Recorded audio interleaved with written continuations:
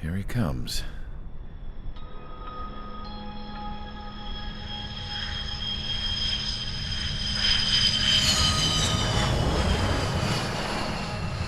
Mihai's looking worse. Thank God he has his granddaughters here to help him out. They're sisters, 15 and 10. Engaging the enemy in combat so we could use his physiological data to improve the drones had always taken a toll on Mihai's body. But today, he was really showing his age. The drones we based on his data were being taken down at a faster rate now compared to when the war began. When Mihai found that out, he insisted on flying to the front lines to see it for himself. Sometimes he could be so stubborn. His age wasn't the only thing affecting his health. Over the years, flying at high altitudes for prolonged stretches of time had ravaged and poisoned his body. But he was a man of grit. Today, after 28 years, he saw combat again.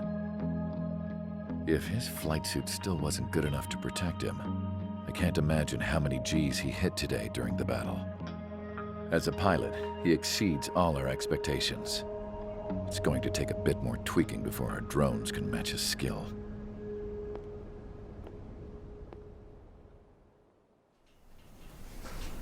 How penal is this penal unit, you ask? This place is a shithole.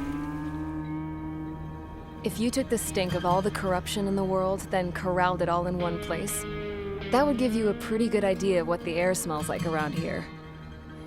We got all kinds of critters, too. Everything from flea-ridden guards, rabid dogs, and a mechanic doing a stretch for life. I can't forget the rats. Yeah, we got those. And some pilots who got their wings clipped, too. One's a great pilot, but a lousy thief. One's a gambler with no luck. And one's an anarchist with no balls. Their job here was to rev the engines on the fake runways. The idea was for Erusia's spy satellite to pick up the heat sig. Even though there weren't any real fighters here, it looked like it on their infrared. I bet you're wondering, if Erusia lost the war, how come they still have a spy satellite? 'Cause someone over there was smart enough to train a bunch of computer nerds to hack into half of Osia's satellites. That's how come. Every now and again, I'd try to bust out. And every single time, those damn dogs would drag me right back. When I was in my cell, I'd hear this voice coming from the guards room. It was the Erusian princess rallying her people on the Erusian national broadcast. All us prisoners had become big fans of hers. You want to hear something funny? The guards were big fans too.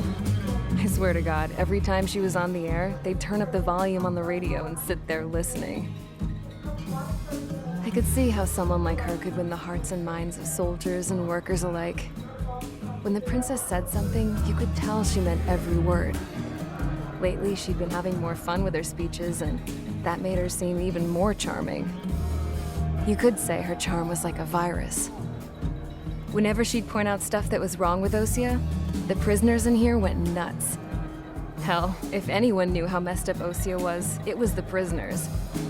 They'd shout, "Burn Osia down." No way am I just gonna sit here and rot away in this hellhole.